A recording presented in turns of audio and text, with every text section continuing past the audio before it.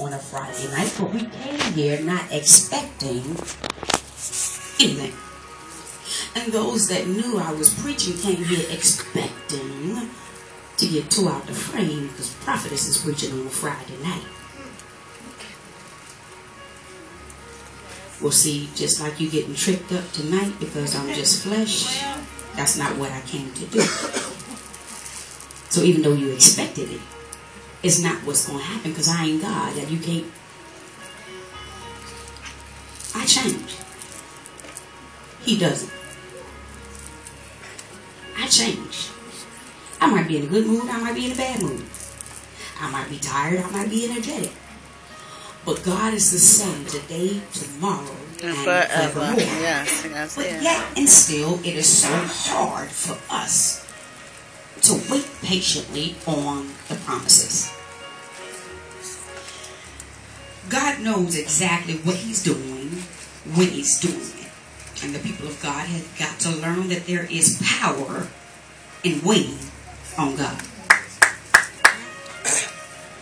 There is fulfillment in waiting on God. Anybody know what I'm talking about? Like there's been times where you didn't wait on God and you went ahead and did what you want to do, and then after you did what you want to do, you like, dang. But there are also times that you waited on God and it didn't look right, but you waited on God and you patiently waited on God and He did that thing and you like, whoa. So I'm sure everyone in here has been on each side of the spectrum. When you did wait and it was awesome, and when you didn't wait and it was pure tea hate. But nowadays we are living in such a fast-paced world where people want things when they want them, how they want them, and that's just the time that we're living in. And so if you are not like that, you look like the abnormal one. But didn't God call us to be a peculiar people?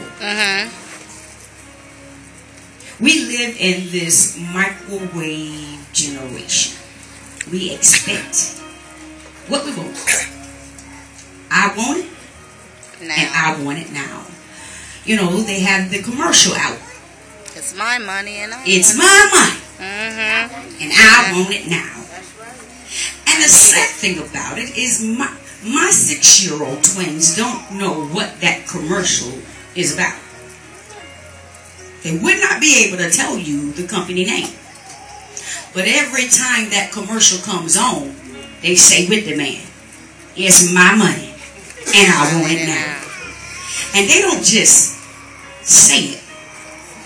They scream it. Now, first of all, 6-year-olds ain't got no money to want it.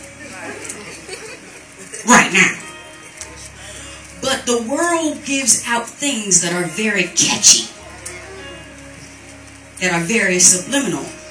It seems very innocent, but it puts things into our spirit that make impatient. If you continue to think in your head because of the catchy commercial is mine and I want it now, then that's the attitude that you slowly begin to take on. Well, it's mine. Why can't I have it right now? And for most of the people that's getting that money is because they got hurt in some type of accident or whatever the case may be. And so now they get a settlement check every month. And God is so awesome that they don't realize that He's protecting them from themselves. You see, when people win at lotto and they've never had money, they usually blow it really, really quick and have nothing to show for it. That's why you really never know who hit for $1 million, because once they get all, when they say, I want it now, they give it to them now, and taxes eat up most of it, and then they don't know what to do with the rest, and they didn't tithe, so God blow on the rest. They go through it quickly, having absolutely nothing to show for it. So with these people in the accident, the settlement is actually a blessing. Because instead of me getting $100,000 right now, I am promised a check for every month $4,000 for 100 months. That means my money is stretched out, which normally teaches me, if you have any sense, teaches you how to budget. And it keeps you with some money coming in every month. But sometimes those people are so crazy that they go ahead to these companies and say, it's my money and I want it now. Not realizing that when you tell them I want it now the little $100,000 that you were going to get over a period of time has now been cut down to $50,000, because what the company does is they give you $50,000 as they sit back and collect your 100. They patiently wait on their money, which means they get double. Yes. They ain't got to work for it. All they have to do is wait, because it's guaranteed money. See, whatever God promises is guaranteed. All you got to do is patiently wait. You see, when they give you that $50,000, they don't have to worry about if you're going to pay it back. The company that owes you the money is guaranteed. They can expect, there's no doubt that they're going to get their money and double it, all because they waited.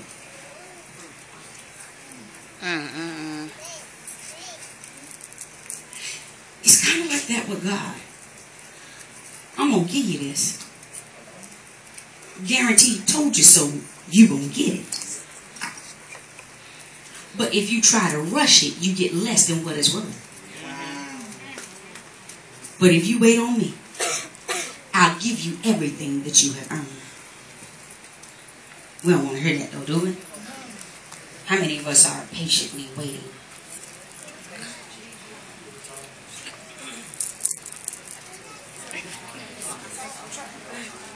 You better put a trying in front of that bra. Okay, trying.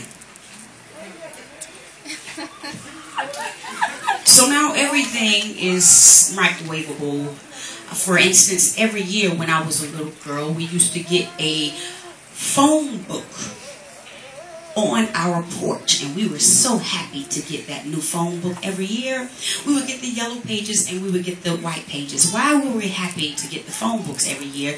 Because you had to pay, when you called 411 to get a number, you had to pay $1. So we like to get the phone book so that we can look through the phone book and get whatever number we needed. Now, by the time the new phone book came, the old phone book was tore up. The old phone book not only had the numbers that came in it with it, you done wrote everybody's number somewhere on it, and it just marked all up, the covers tore all up because it was used. But now, it's not needed anymore because we have the computer. We no longer wait to get a phone book anymore. And as a matter of fact, when they do deliver the phone books now, personally, I throw it away. Because when will I ever need it? I have a cell phone that can Google anything. I have laptops that can Google anything. I have a desk computer that can find anything. So why do I need this extra stuff sitting in my house? You know how we always have extra stuff sitting around. Stuff that's obsolete, no longer needed. God done told you don't need it no more because I give it. But you still got it sitting around, taking up space. Even Bibles have become obsolete. Why? Because I don't have to tote around a Bible no more. It's kind of crazy because it really messes things up, because people used to tote around Bibles just to look holy. People just knew you were saved because every time they looked, you had a Bible. And then they came out with the little pocket Bibles, so everybody would have that Bible in their front pocket, never reading it, but I have it, which means I'm holy. But now Bibles are becoming obsolete. Why? Because we have the Bibles on our computer-generated things, or whether it's an iPad, iPod, whatever the case may be, or your cell phone, which again has taught us to be impatient. Now look at this. It used to be that if you wanted to find something out in the Word of God, you would have to take time and lay before God and ask Him to give you the revelation. Now people Google things and come back to church because they found something out and act as if God has given them an ultimate revelation. Because you no longer have to just lay before God to get a revelation. All you have to do is Google it and get somebody else's revelation. And act as if, and what God showed me,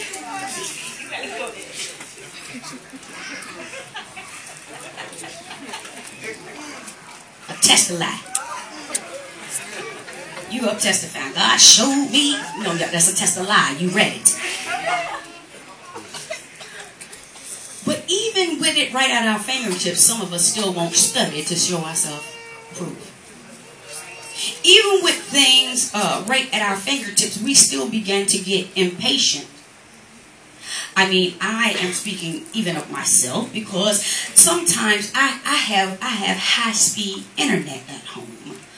And I know y'all young folk don't know about this, but when it first came out, it was called Prodigy, and it was dial-up.